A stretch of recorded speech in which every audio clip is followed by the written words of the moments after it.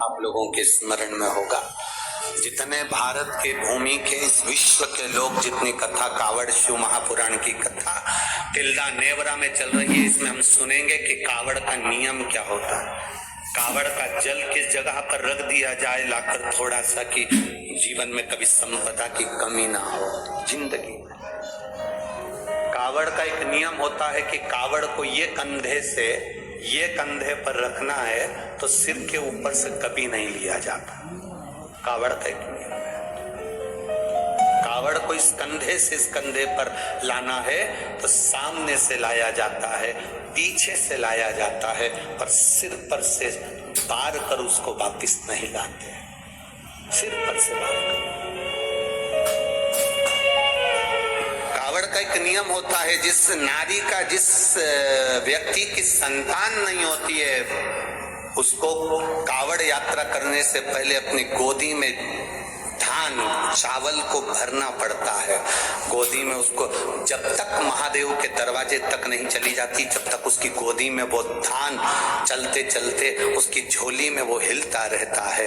कावड़ का जल उसके कंधे पर रहता है और जब वो कावड़ जिसकी औलाद नहीं संतान नहीं, जब वो कावड़ का जल महादेव को चढ़ाती है तो पहले जल समर्पित करने के बाद फिर चावल के दाने बाबा की उस शिवलिंग पर समर्पित करती है कि बाबा मेरी गोदी में तू यहाँ तक लेकर आया है, ये गोदी खाली मत छोड़ना, मेरी गोदी भर देना, भले 25 साल हो गए।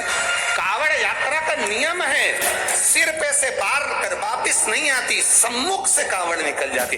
लंकाधिपति रावण को सुध पड़ी जब तुमरुका जी ने कहा जाओ लंकेश, अगर तुम चाहते हो कि शंकर के शरीर में गंध पहुंची है उस विष की गंध को समाप्त करना है तो तुम जाकर महादेव को जल अर्पित करो सावन के महीने में। उसी को हमारे यहाँ कावड़ कहा गया। नेवरा में चल रही है, इसमें हम सुनेंगे कि कावड़ का नियम क्या होता है।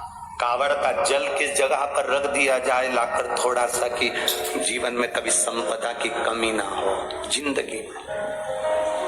कावड़ का एक नियम होता है कि कावड़ को ये कंधे से ये कंधे पर रखना है, दरवाजे के बाहर तो स्वस्तिक बनाकर अवश्य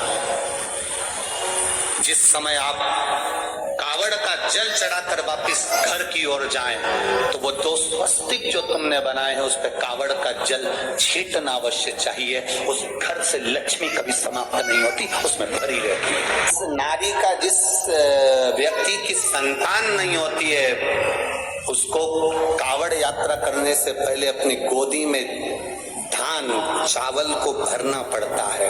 गोदी में उसको जब तक महादेव के दरवाजे तक नहीं चली जाती जब तक उसकी गोदी में वो धान चलते चलते उसकी झोली में वो हिलता रहता है।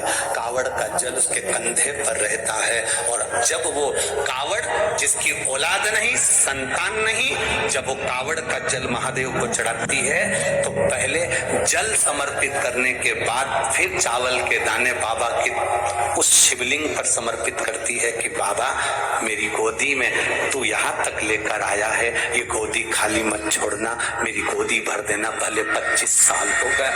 समय लगाना चाहिए। क्यों? उससे हमारे गए हुए जो पित्र हैं पूर्वज हैं वो जहां पर भी होते हैं उनकी मुक्ति तो होती ही है, साथ में वो हमको आशीर्वाद देते हैं दूधो नहाओ बूटो फलो और जीवन का आनंद सुख शाम के समय लगाना चाहिए। क्यों? उससे हमारे गए हुए जो पित्र हैं पूर्वज हैं वो जहां पर भी होते हैं उनकी मुक्ति तो होती